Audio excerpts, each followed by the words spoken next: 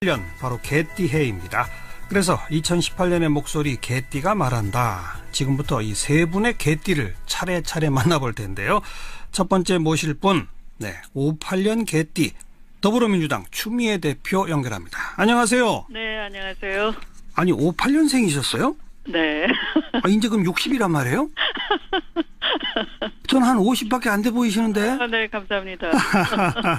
이거 저 새해 덕담입니다. 네, 감사합니다. 우리 애청자분들한테 새해 인사부터 좀 하시죠. 네, 저도 무술년 개띠 해가 저의 그 환갑인 해라니까 안 믿어지네요. 믿고 싶지 않지만 받아들여야 될 것 같습니다. 반갑습니다. 예. 네. 아니 그걸로 끝이에요? 아니에요. 애청자분들한테 새해 인사하시라니까. 지난해가 참 격동의 한 해였습니다. 2017년이 없었더라면 대한민국 미래가 열리지 않았을 것 같습니다. 위대한 국민 여러분께 정말 큰절로 인사드리고 싶습니다. 예. 지난해 감사드리고 새해 하시는 일 술술 풀리시고 복 많이 받으시길 바랍니다. 네. 58년 개띠는 베이비 부머 세대의 어떤 상징처럼 되어 있잖아요. 네. 참 다사다난한 역사를 걸어온 그런 그 세대 아닙니까? 네. 어떻게 생각하세요? 그렇습니다. 막 그 산업화 시대가 그 열리는 때에 대학 생활을 시작하고 또 그 대학 3학년 때에 이제 이 80년 그 민주화의 봄을 맞이해서 그렇죠. 거리 투쟁을 하고 예. 그리고 또 광주 사태를 맞이했고요. 예. 그 광주 민중항쟁 민주화 운동의 그 격변기를 다 거치면서 이렇게 역사를 온몸으로 이제 받아내는 네. 그런 세대인 동시에 예. 또 그 노년의 부모님을 이렇게 어떤 그 폐허가 된 대한민국에서 살아야 했던 네. 그런 노년의 그 부모님을 보면서 우리 세대는 저와 달라야 된다 하면서 예. 그 투쟁적이고도 좀 그 치열했던 그런 삶을 산 세대라고 할 수가 있죠. 네. 그러면서 네. 정작 우리의 노후 세대는 마련하지 못한 채로 또 이 4차 산업혁명이라는 그 신기원을 눈앞에 두고 있으면서 네. 또 이걸 헤쳐나가야 되는 그런 그 세대라 할 수 있나요? 맞아요. 네. 정치적으로도 그렇고 경제적으로도 그렇고 네, 네. 방금 이 어머님 아버님 세대에 언급하셨습니다마는 네. 우리 58년 개띠 세대들은 부모님 다 봉양하잖아요. 네, 네. 근데 자식들한테는 봉양받을 생각 못 하잖아요. 네. 기대를 할 수가 없게 됐어요. 그러니까. 우리 자녀들은 청년 실업을 맞이해가지고 또 뭐 일자리 구하기가 하늘 별 따기이고 네. 네, 그러니까 또 이 자녀들을 서른이 넘어도 자녀를 봉양한다라는 말을 하게 생겼어요. 그러게 말이죠. 네. 참. 우리 역사상 최초로 네. 부모님을 봉양하고 자식들로부터 버림받는 네. 그런 세대 아닙니까? 네, 네. 아유, 갑자기 막 좀 목이 멜라고 그러대요. 지난 한 해를 돌아보면서 가장 아쉬웠던 점은 뭡니까? 저는 뭐 그 정치인으로서 아쉬웠던 건 없는 것 같아요. 예, 예. 약속했던 거 이뤄냈고, 네. 또 그 국민과 함께 사실은 정치인으로서 국민과 의사가 일치한다는 건 복 중에 큰 복입니다. 그렇죠, 그렇죠. 네. 예. 그래서 그 국민 정서와 국민 뜻과 일치해서 또박또박 그려 나왔다는 것이 예. 저로서는 뭐 행운이라면 행운이고요. 네. 아쉬웠다면 사실은 너무 밤낮이 경계 없이 사느라고 제 몸에 좀 미안해요. 아이고. 여유를 주질 못해서. 예, 예. 지금 더불어민주당 네. 지지도가 뭐 네. 다른 정당하고 비교 못할 만큼 압도적인 1등을 달리고 있고 그러니까 네. 뭐 상당히 기분 좋은 한 해를 보내셨는데 네. 올해의 더불어민주당의 목표는요? 사실은 뭐 개헌에 대한 약속을 지켜내야 되는데 예. 이 촛불 민심이라는 건 새로운 역사를 지금 써 내려가고 있는 거잖아요. 예. 그러니까 헌법이라는 건 그 촛불로 일깨워진 그 국민의 뜻을 예. 헌법이라는 하나의 표현 양식인 것이죠. 예. 네. 그리고 또 이제 지방선거가 예. 이제 사실은 뭐 중앙 권력 교체 못지않게 예. 지방 권력도 적절히 자꾸 바꿔지고 예. 해야지만 예. 이른바 부정부패도 그 안에 이제 깃들어 있는 걸 제거할 수 있는 것인데 예. 그래서 선거를 뭐 공당으로서 이겨야 된다 이런 목표보다는 네. 지방 권력 교체를 통해서 한번 적폐를 도려내고 예. 새로운 나라의 틀을 지방 권력을 통해서도 갖추어 나가야 된다. 네. 이런 사명감을 가지고 있어서 네. 또 저로서는 또다시 신발끈을 동여매고 뛰어야 되는 그런 그렇죠. 한 해가 되겠습니다. 뭐 16개 광역단체만 기준으로 놓고 볼 때 더불어민주당 목표가 몇 개입니까? 지금 그 개수로는 뭐 말씀드리기가 그렇고요. 어허. 네, 우선 경기도 현재 더불어민주당 그 도지사가 아니죠. 예. 네, 또 인천 이렇게 수도권을 예. 선거 승리로 이끌어내고 예. 또 부산, 경남 이렇게는 그 만들어낼 수 있지 않을까 네. 이렇게 목표를 속으로 세우고 있는 중입니다. 네. 네. 조금 아까 그 지난 한 해 밤낮 없이 뛰느라고 몸한테 미안하다고 그러셨는데 네. 올해는 선거가 있으니까 몸한테 더 미안해 하실 것 같은데요. 네, 그래서 뭐 그러나 이제 제 팔자가 그러하니 네. 이 개띠가 가만히 쉬고 있으면 안 되는 팔자인 모양입니다. 아하. 네. 예. 그래요. 네. 뭐 마지막으로 국민들께 한 말씀만 하시죠. 네. 삶이 더 나아지는 그 나라를 만들기 위해서 온 국민이 참아주셨고 또 지금도 비록 당장 현실이 녹록지가 않지만 그런 희망을 놓치지 않고 계시는 국민 여러분의 마음을 누구보다 잘 헤아리고 있습니다. 문재인 정부의 성공은 곧 국민이 더 나은 삶의 기회를 가질 수 있는 것과 같은 말씀이고 예. 또 그 속에서 더불어민주당도 하나의 그 정치체로서 의미 있는 공당으로서의 그 역할을 한다라고 생각하기 때문에 예. 그런 사명감을 더욱 철저히 다지면서 최선을 다할 것을 약속드리겠습니다. 네. 네. 알겠습니다. 58년 개띠 더불어민주당 추미애 대표 함께 만났습니다. 오늘 고맙습니다. 새해 복 많이 받으시고요. 새해 복 많이 받으시고. 원숙한 진보 최민희 전 의원, 젊은 보수 시사평론가 장혜찬 씨와 함께하는 시간이죠. 오늘 새해 첫날이고 해서 정권교체 이후에 무엇이 바뀌었고 무엇이 안 바뀌었나 두 분과 함께 이야기 좀 나눠보겠습니다. 최민희 전 의원 그리고 장혜찬 씨 어서 오십시오. 안녕하세요. 안녕하세요. 새해 복 많이 받으시고요. 새해 복 많이 받으십시오. 두 분 올 한 해도 많은 활약 기대하겠습니다. 감사합니다. 네. 새해 맞는 소감부터 최민희 전 의원. 저는 새해가 안 온 것 같아요. 왜요? 뭐라고 할까? 애초 제가 프로그램을 쭉 짤 때 작년 12월 19일이 대선이라고 생각하고 프로그램을 짰는데 예. 대선이 5월에 있었잖아요. 맞아요. 그리고는 마치 그 대선이 연말 같고 뭐 그런 거예요. 그리고 많은 국민들이 이제 정권 교체가 되면 예. 많이 바뀔 것 같은데 제가 지역을 이렇게 다니면서 만나 뵈면 정권 교체는 됐는데 내 삶이 바뀌었다는 느낌이 별로 안 든다. 이런 분들이 이제 조금씩 늘어나고 계세요. 그렇죠. 그래서 늘 민심은 정치권에서 논의하는 것보다 한 발 앞서서 새해 과제를 얘기하시는 것 같아요. 네, 그래서 저도 새해에는 내 삶이 어떻게 정권 교체로 바뀌는지를 느꼈으면 좋겠다. 저부터 네, 그런 생각을 하죠. 그러니까 뭔가 계속 이어지는 느낌이에요. 정치적 분위기는 많이 바뀌었습니다만 그게 삶하고 바로 연결되는 건 아니니까. 네. 그렇죠.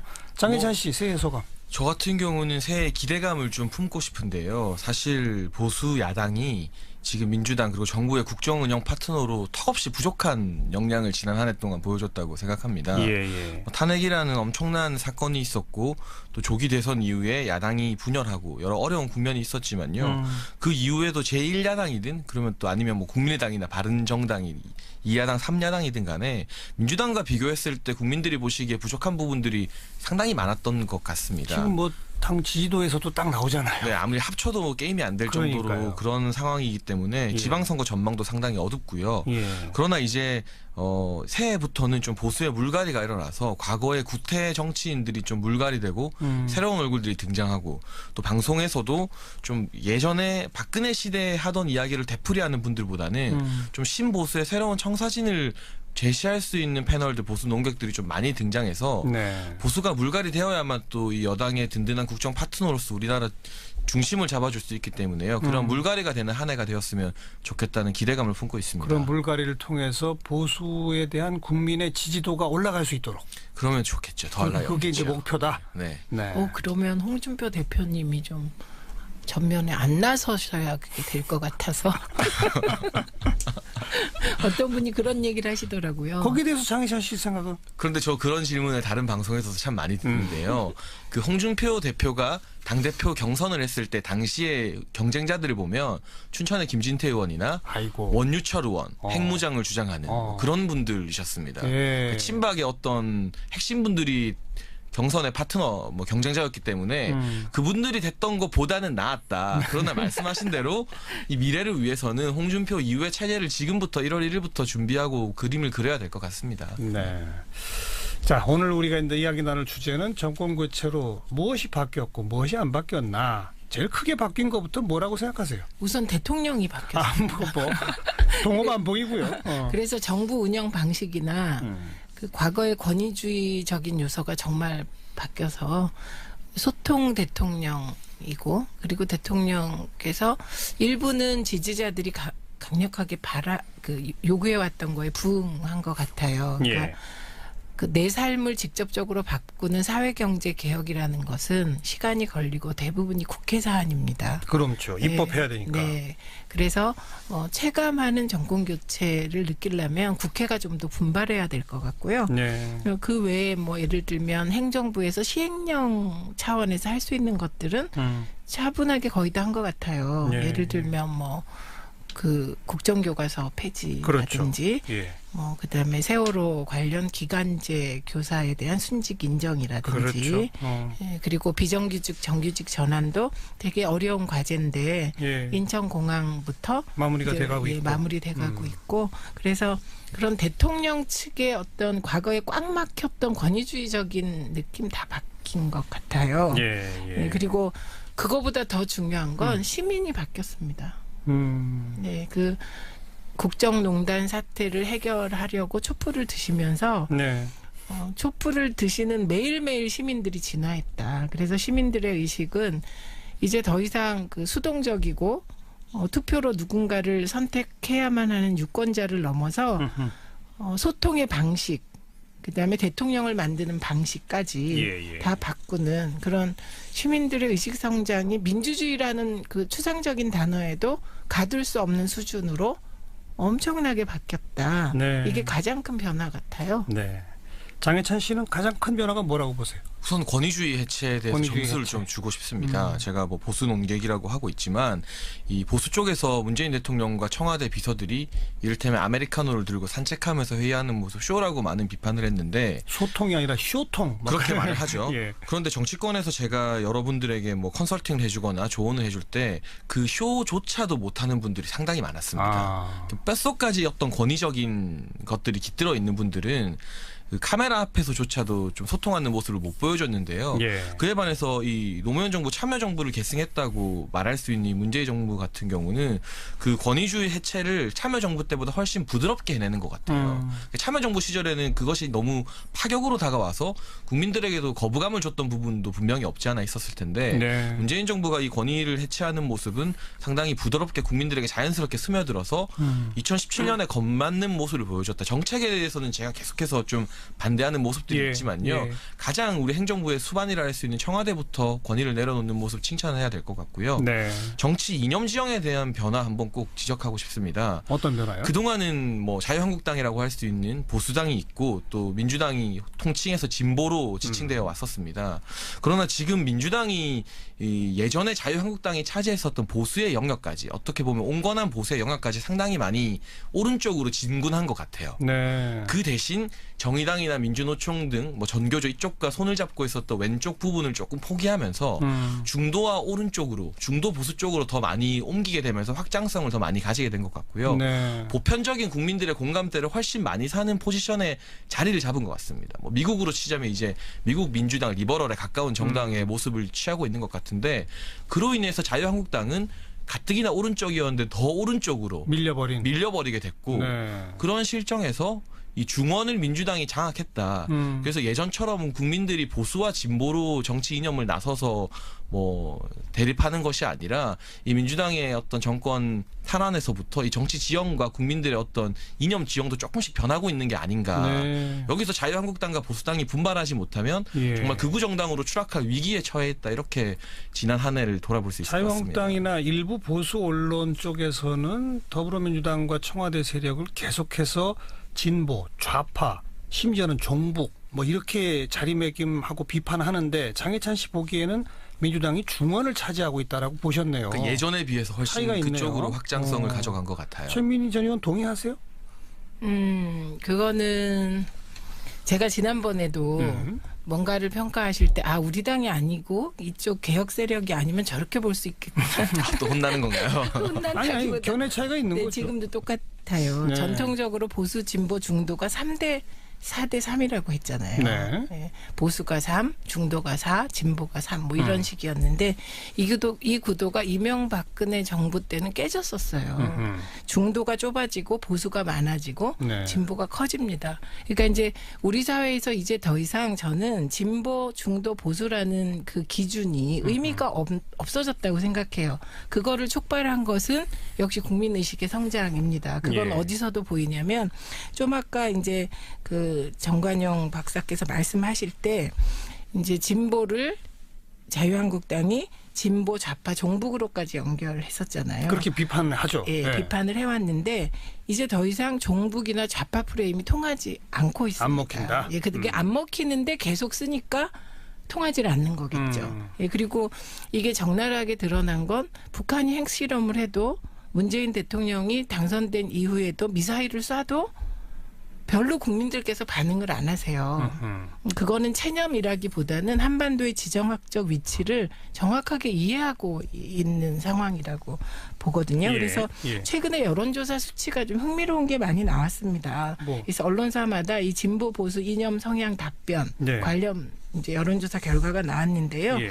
어떤 여론조사에선 나는 진보다가 50.5예요. 나는 보수다가 37이에요. 어떤 여론조사에서는 나는 진보다가 49예요. 보수다가 24.3이에요. 이걸 보면 중도가 굉장히 열거졌어요. 줄어들고 예, 이게 진보 쪽이 많아지는 거예요. 그러니까 이것은 과거에 우리가 진보, 중도, 보수를 평가할 때 북한의 존재로 인해서 지나치게 그 오른쪽으로 와 있던 것이 정상화되는 과정이고요. 예. 그리고 이제 집권 세력이 진보라고 봤을 때 진보 쪽에 표를 더 주는 것은 그건 문재인 대통령 지지율이 높기 때문에 당연한 현상이고요. 예. 그러나 늘 이제 주의해야 될 것은 이런 여론조사 결과는 지금처럼 이제 국민들의 기대감이 이제 촛불이 지적한 적폐를 청산하고 하려고 노력하는 모습을 보이잖아요. 네. 그러면 이 지형이 가지만 올해 이제 내 삶을 바꾸는 정권 교체를 기대했는데 핵심은 그거거든요. 그렇죠. 거기서 그런데 성과가 없으면 이제 지키지 못할 것 같습니다. 실망하게 되고. 예, 근데 다행히 문재인 대통령이 지난 연말에 이제 내 삶이 바뀌는 걸 국민들이 피부로 느끼게 하도록 문재인 정부가 가야 된다고 얘기를 했기 때문에 예. 인식은 정확히 하고 있는 것이 아닌가 싶습니다. 예. 저는 그 장해찬 씨의 그 해석도 저는 예. 맞다고 봐요. 왜냐하면 지금 예, 최민희 예. 전 의원 소개하신 나는 진보다라고 답하는 사람이 늘어났다는 것은 그들의 지지를 받고 있는 민주당이 중원 세력까지로 확장했기 때문에 네. 중도적 생각을 가진 분들이 나는 민주당 좋아, 난 진보야 이렇게 됐다라고도 말할 수 있는 거거든요. 결과적으로. 그렇죠. 예. 그렇죠. 그게 이제 과거의 기준으로 보면 그 물론. 표현이 맞는데 예. 기준점이 바뀌었다. 네, 저는 기준점이 좋습니다. 바뀌었는데 자꾸 정치인이나 평론을 하는 우리들이 과거 기준으로 국민들을 끼워 맞추다 보니 네. 여기서도 역시 국민들과의 불일치가 일어나고 알겠어요. 있다. 자, 오늘 이제 1월 1일이고 하니까 이 얘기는 빼놓을 수가 없어서 이 얘기 먼저 잠깐 하고 이제 앞으로 더 바꿔가야 할 것들 과제 이렇게 좀 넘어갔으면 좋겠는데 어느 얘기냐면 적폐청산 여기에 대한 국민의 민심이 연말을 기점으로 이제 그만하지라는 목소리가 높아져 가고 있나요? 그렇지 않나요? 어떻게 보시는지 그 얘기 좀 해봅시다. 제 생각에는 지금 이명박 전 대통령 다스 관련해서 또 수사가 진행 중인데 그 부분이 어떻게 해결되느냐가 분수령이 될 것 같습니다. 사실 박근혜 전 대통령의 적폐청산, 최순실 국정농단 사건에 대해서는 주요한 피의자들이 대부분 검찰에 섰고 또 몇몇은 구속이 됐고 또 누군가는 1심에서 실형을 받았고 예. 또 2월 중으로 대부분 박 전 대통령에 대한 선고도 내려질 것으로 예상이 되고 있습니다. 법의 처분이 이루어지고 있는데요. 이명박 전 대통령의 다스 굉장히 말들은 무성하고 언론에서도 많이 다루고 있는데 이 부분은 검찰에서 실체 있는 증거를 잡아내서 뭐 이명박 전 대통령을 참고인이 아닌 피고인으로 조사를 하게 되거나 수사를 하거나 뭐 구속영장을 발부해서 그런 결과가 나오는 어떤 눈에 보이는 결과가 나온다면 이 적폐청산 기조가 조금 더 탄력을 얻고 이어나갈 수 있을 것 같은데 그 부분에서 예를 들어 지지부진한 모습 보인다면 이를테면 작년에 연말에 특검이 청구한 구속영장들이 기각되는 경우가 더러 있었습니다. 그랬죠. 구속 적부심에서 또 김관진 전 국방장관 풀려난 경우도 있었고요. 예. 그게 유무죄를 판단하는 것은 아닙니다만 그런 모습들 특검의 어떤 강력한 드라이브가 벽에 부딪히게 되면 최민희 의원님 말씀하시는 것처럼 이제는 내 삶이 실질적으로 바뀌는 피부로 느껴지는 변화를 원하는 여론이 적폐청산에 신경을 쓰는 여론보다 조금 더 앞서지 않겠나. 네. 그러나 이명박 대통령을 관련해서 좀 실체적인 증거가 나온다면 뭔가 이 있으면 드라이브는 계속 갈 수 있다. 이것이 분수령이 될 것 같습니다. 최민희 전 의원님. 그러니까 우선 적폐청산에 대한 요구가 그러니까 처음에 70% 뭐 75% 이렇게 되다가 60% 정도로 네. 나오는 건 맞습니다. 네. 근데 이제 이것은 자연스러운 현상이고요. 그런데 지금 약간 이명박 대통령의 다스 문제는 적폐청산하고는 결이 좀 다른 것 같아요. 네, 이 부분은 그걸 뭐 적폐라고 하면 하겠지만 그거보단 개인 비리나 개인의 문제점, 도덕성의 문제. 그러니까 이명박 대통령이 집권할 때도 당시의 여당이죠. 정동영 후보 쪽에서는 크리미널이다. 이런 범죄. 범죄자다. 이런 얘기를 많이 했고요. 네. 그리고 사면된 정봉주 의원의 경우 그 BBK의 실소유자, 다스의 실소유주가 이명박이다. 이 발언으로 구속됐었죠. 예, 구속됐고 1년형을 살았고 심지어 10년의 그 피선거권을 박탈되는 말하자면 MBC 괘씸죄에 이렇게 걸렸었거든요. 그래서 이건 약간 결이 다른 느낌이고 그래서 적폐청산에 대해서 문재인 대통령이 이거는 임기 내 계속돼야 할지 모른다라고 얘기했던 것은 그 권부나 국가기관을 동원한 불법행위는 그거는 검찰이 수사하는 거니까 가능하면 신속하게 해야 되지만 예. 그것을 재발하지 않게 제도를 바꾸는 것은 국회 사안이기 때문에 그렇죠. 시간이 좀 걸릴 수 있다. 여기 한 측면이 있고 예. 다른 측면은 그게 제도로서 적폐청산을 이 다시 일어나지 않을 제도를 마련해도요. 이게 문화로 자리 잡기까지는 또 오랜 기간이 걸리잖아요. 그렇죠. 네, 그래서 이게 집권 내내 해야 될지 모른다. 이런 얘기가 나왔던 거고요. 예. 그다음에 이제 지금 얘기한 MB의 경우는 다스 실소유주 문제, BBK 주가 조작에 과연 MB가 어느 정도 책임이 있냐는 이 문제는 또 다른 하나의 범죄에 대한 수사인 것이죠. 그래서 이게 피의자로 소환이 될지 뭐 지켜봐야 되긴 하지만 그것과 직접적으로 적폐청산이 연결되는 건 아니다. 그게 꼭 이 꼴은 아니다. 그런 느낌입니다. 국민적인 의혹, 의심 이건 많으나 네. 뭔가 잡아내야죠. 증거나 뭐가 나오지 않으면 사실 진척될 수 없는 거잖아요. 그러니까 의원님 말씀처럼 사실 MB의 어떤 의혹이 적폐청산이라는 커다란 어떤 흐름의 일부분일 수 있습니다. 그리고 세밀하게 들어가면 결이 다를 수 있지만 이 적폐청산이라는 워딩 자체가 굉장히 강한 워딩이지 않습니까? 이걸 바라보는 국민들의 어떤 기대감에 있는 측면에서 MB를 어떻게 뭐 피의자로 소환하느냐 아니면은 그것이 유야무야 되느냐가 결국 국민들에게 이 적폐청산이 성공하고 있다 아니면 이제는 정말 그만할 때가 되었다 이런 것을 판가름하는 기준점으로 작용할 것 같고요. 예. 그 외에 여러 가지 제도 개혁에 대해서는 말씀하신 것처럼 국회의 몫으로 돌아가게 될 것 같고 정부 여당이 현재로서는 여소야대 상황에서 더 많은 협상력과 뭐 협치에 대한 리더십을 발휘해야만 그 제도 개혁이 순조롭게 이뤄질 것 같습니다. 네. 그 협치 얘기 나온 김에 개헌 선거제도 개혁, 그다음에 각종의 이 제도 개혁을 위한 입법 과제들 이런 걸 놓고 자유한국당과 더불어민주당이 좀 통 큰 협상 이런 거 할 수 있을 것 같아요? 없을 것 같아요? 어저께 했습니다. 어저께 해서 국회가 열렸습니다. 아니 근데 그거보다 훨씬 좀 굵직하고 중요한 주제들이 남아 있잖아요. 개헌, 선거제도 개혁, 일단 공수처 신설 뭐 이런 거 등등. 근데 이제 구체적인 법안은 논의해야 되지만 그 29일 열렸던 국회가 왜 중요하냐면 그 맞바꾸기를 한 것으로 보이는데 하나는 국회 운영위원장은 되게 여당이 해야 되죠. 네. 청와대를 방어해야 되니까. 예. 그런데 자유한국당이 운영위원장을 고집했습니다. 그거를 민주당이 받아준 거예요. 네. 그거 되게 뼈아픈 거거든요. 예. 그걸 받아주면서 대신 전환법을 비롯한 민생 법안 몇십 개 해결하고 네. 그다음에 또 하나는 개헌특위 시한을 연장했잖아요. 연장했죠. 예. 그렇기 때문에 개헌특위 시한을 연장했다는 건 논의의 여지가 생긴 거고 홍준표 대표도 말이 바뀌었더라고요. 연말까지 하자는 거다 이런 식으로. 네, 그러니까 대선 때는 6월 지방선거 때 개헌까지 하자고 자유한국당도 주장했다. 예. 그런데 그게 잘못 판단했다. 예. 그런데 이제 정치적 책임은 안 지고 잘못 판단한 거에 대한 그냥 연말까지 하자는 거다 이렇게 바꿨기 때문에 네. 개헌 협상의 여지를 남겨놓은 거라 12월 29일 날 그 여야가 해낸 국회를 열기 위한 양보 있잖아요. 각자 조금씩 양보한 예. 거는 이게 뭐 당연한 건데 사실은 그래도 그렇게 서로 양보하고 국회를 열어서 민생 법안을 처리했다는 건 거의 저는 오랜만에 칭찬해 줄 만한 일인 것 같아요. 사실 민주당이 많이 양보했죠. 네. 민주당이 아니, 운영위부터 지금 요 시작해서 얘기가 이제 앞으로 바뀌어야 할 것들을 이야기할 때 또 우리 삶을 바꾸는 과제들을 이야기할 때 전부 다 국회에서 법을 통과시키고 개정하고 제정해야 되는 일들이란 말이에요.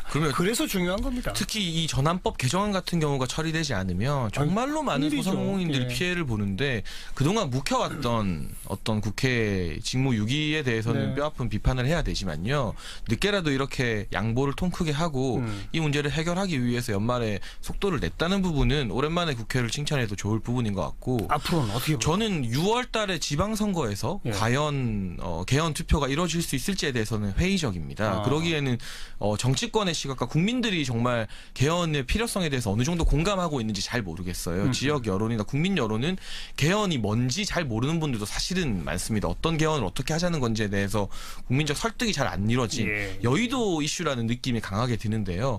그러나 이 특위가 연장되어서 지속적으로 이 개헌에 대한 논의가 좀 수면 위로 올라오게 되면 국민들에게도 더 설득력을 가지고 이 국민 여론이 이걸 국민 투표로 붙일 만한 적기가 왔을 때 그때 뭐 여야가 합의해서 개헌에 대한 투표를 할 수 있을 거라고 생각합니다. 근데 이제 네. 이 부분에서 개헌은 국민적 이슈이죠. 국민적 이슈이고 여의도에서는 권력구조 개편을 담은 개헌만 관심이 있어요. 네. 그래서 그게 제왕적 대통령제를 내각제나 뭐 이원 집정부제 등 제왕적 국회의원을 만드는 이게 권력구조 개편 개헌이라 국민들이 그 부분은 관심이 없습니다.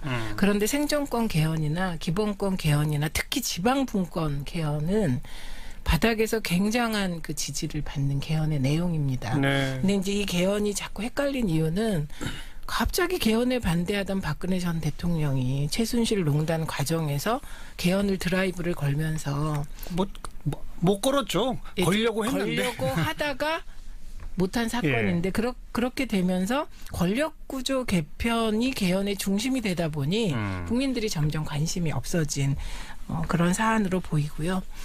저는 국회의원은 이게 300분의 1에 숨을 수 있는 국회의원이기 때문에 국회의원에 대한 감시가 감시를 더 할 수 있는 국민이 그런 개헌 내용이 꼭 들어가야 한다고 생각을 합니다. 그래서 이 부분은 국민들께 만약에 어떤 개헌을 바라냐 이렇게 정치권이 논의회장, 공론장을 만들어서 국민을 참여시키면 그 관심은 놀랄 만큼 크다는 게 확인될 그런 사안이라고. 저는 이런 봅니다. 이슈에서 저희가 원자력 이제 네. 공론화위원회를 조성해서 국민들 투표하고 합숙하고 하지 않았습니까? 그 당시에 원자력과 같은 중요한 이슈를 그런 식으로 처리하는 것에 대해서 뭐 보수 세력에서 많은 불만을 드러냈었는데요. 오히려 이런 개헌 이슈야말로 좀 일찍부터 그런 국민 공론화위원회를 설치하고 또 여건이 되는 분들을 선발해서 합숙 토론도 하고 그 과정을 언론에서 보도하게 함으로써 말씀하신 다양한 분야의 개헌에 대해서 국민이 어느 분야에 더 관심이 있는지 어떤 생각을 가지고 계시는지 경청할 필요가 있다고 보여지고요. 뭐 지방 분권 개헌에 대해서도 사실은 저도 하루 종일 뭐 정치 방송이나 정치 뉴스를 계속해서 보는 직업을 가진 사람입니다만은 지방 분권에 대한 주장 세밀하게 어떻게 구분할지 아직도 어려운 부분이 있거든요. 지금 하루라도 빨리 정말 지방선거에서 이 투표를 붙이기 원한다면 그런 공론화위원회 설치해서 설득은 정치권에 해야지 국민들 보고 알아서 공부하라고 할 수는 없는 것이기 때문에 더 많이 좀 설득하고 더 많이 알리는 작업이 필요할 것 같습니다. 네. 개헌 문제는 지난번 박근혜 대통령 탄핵할 때 사실은 탄핵을 다들 주저하고 있는데 뭐 여러와 같은 국민의 함성 때문에 어떤 의미에서는 국회는 떠밀려 탄핵을 한 셈 아니겠습니까? 근데 지금 개헌의 이슈가 그 정도의 어떤 여러와 같은 국민적 함성은 아닌 거는 분명해요. 그렇죠. 네, 네. 그래서 정치권이 조금 더 분발해야 가능할 것이다. 이제 그런 말씀 정도로 정리를 하면 될 것 같고 네, 네. 그런데 얘기하다 보니까 6월 지방선거 또 개헌 이슈 이런 것들이 있다 보면 여야가 국회 상반기 동안에 민생개혁 입법이라든지 예를 들면 뭐 공수처 신설 같은 그런 개혁 입법이라든지 많이 처리해내긴 좀 어려울 것 같아요. 어떻게 보세요? 쉽지 않을 거. 선거 앞두고 기싸움들 하느라고 그죠? 그래요. 네. 쉽지 않을 거고 되게 이제 지방선거라는 게 개혁적인 정당들 민주당이나 뭐 입장에서 보면 선거율이 떨어집니다. 투표율이. 네. 예, 투표율이 떨어진다는 건 50대, 60대 이상의 고령 유권자가 많이 투표를 한다는 그렇게 의미예요. 된다는 얘기죠? 예, 그렇기 때문에 어떻게든 지방선거를 지방선거로서 치르지 않고 이게 전국선거로 끌어올리기 위해서 민주당은 노력을 하게 될 테고 그렇게 되겠죠. 지금 홍준표 대표와 자유한국당이 지방선거와 개헌을 연계하는 거를 저토록 반대하는 핵심도 그거거든요. 네. 개헌과 연계하면 투표율이 올라간다. 예, 50%밖에 안 되던 게 뭐 60%, 70% 가게 되고 그건 결국은 젊은 층이 나온다는 거니까 네. 이게 분리해서 반대하는 것이거든요. 지금 하고 있는 이 말은 그만큼 선거를 앞두고 국회는 더 정치화될 알겠습니다. 거다. 알겠습니다. 예. 비슷한 전망이시죠? 네, 그렇습니다. 아무래도 뭐 그러면 지선을 앞두고 어떤 정책적인 실험을 시도하거나 이를테면 정부가 예산 보따리를 푸는 것 그것이 긍정적이든 부정적이든 선거에 영향을 끼친다고 생각하기 때문에 야당에서도 뭐 협상에 대해서 좀 강경하게 나올 가능성이 높고요. 말씀하신 것처럼 정치 쟁점화해서 정쟁 모드가 지속될 것으로 보여지고 네. 자유한국당 정치적으로 간단히 분석하면 전국 선거가 되면은 가뜩이나 안 좋은데 더욱 더 배색이 짙어집니다. 반드시 지역 밀착형 이슈로 선거를 끌고 가야 되기 때문에 알겠어요. 그렇게 진행될 것 같습니다. 지방선거 결과에 따라서 국민의 삶을 진짜 많이 바꿔내는 그런 국회를 만들 수 있을지 없을지 그 이후를 좀 지켜봐야 되겠다. 이 정도 말씀까지 오늘 나누면 될 것 같습니다. 최민희 전 의원 그리고 시사평론가 장혜찬 씨 오늘